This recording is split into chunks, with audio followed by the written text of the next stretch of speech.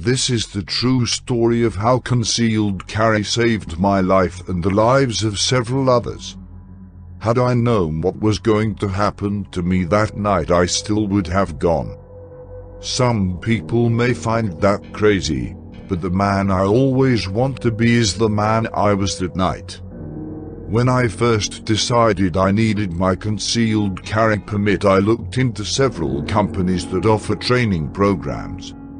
I decided to go with Safe and Sane, a concealed carry class based in Barling, Arkansas. I have always been cautious, always aware of my surroundings and of suspicious behavior. This sense of protecting myself and others drove me to get my permit. During the class, I learned all of the rules and regulations that come with carrying a firearm on a daily basis.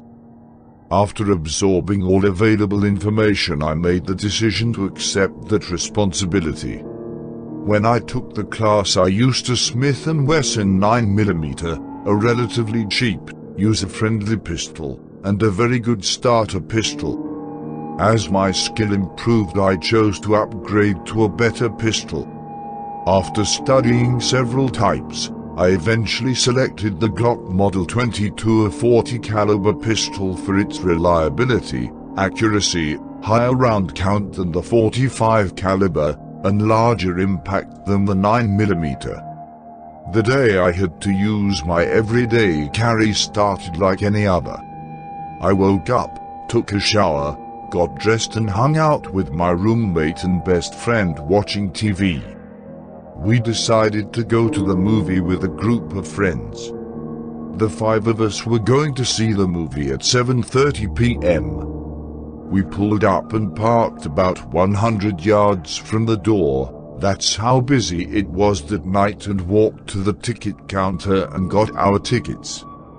Then I suggested we walk back out to the truck to have a smoke. Not knowing what was in store for us, we walked out, had a smoke, and that's when Dustin, my roommate and best friend, noticed Jane's, one of the friends we expected to meet, ex-husband, riding around the parking lot. This odd behavior put us on alert, as we were aware she had some trouble with her ex. I had no idea what was in store for us. We saw Jane pull up and park and walked over to say hi. She got out of her car on the phone, then we saw him pull up in the next aisle over and jump out of the passenger seat before the car even stopped.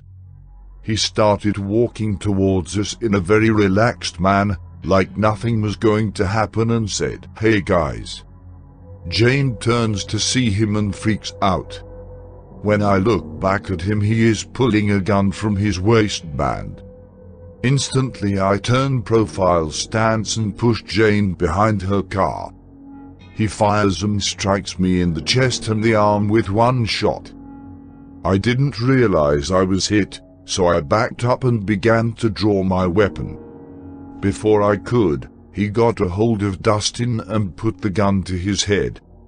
Thank God Dustin was fast enough to hit him with his elbow right as the gun went off right by his head. This made the aggressor stumble, but he continued to head towards Jane and towards the entrance of the theater. At this time I had my weapon drawn, lined up my sights and squeezed the trigger again and again until he was on the ground. At this point I realized I was bleeding and started to apply pressure and told Dustin to call 911. The aggressor then tried to get up after being struck several times. Dustin and I pointed our guns at him again and I yelled, "Stay down." Off-duty police officers showed up and started to disarm Dustin and me. We complied completely until the on-duty police, fire and paramedics arrived. They loaded me in an ambulance and took me to the hospital.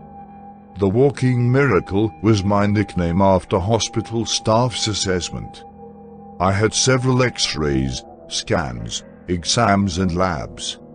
They had called in a surgeon and a chaplain, but I didn't need them. I had 4 holes from one bullet, in under my arm, out the chest, in and out of the upper arm. Mentally, this event was not traumatizing for me. I had been preparing for it for years, as should everyone who accepts the responsibility of a concealed carry license. I did not then and have never doubted my decision to draw and fire to stop this aggressor. In closing, my message to all gun owners out there that are reading this: always be prepared. This kind of attack can happen anywhere, anytime, and if you're not always prepared, you're never prepared.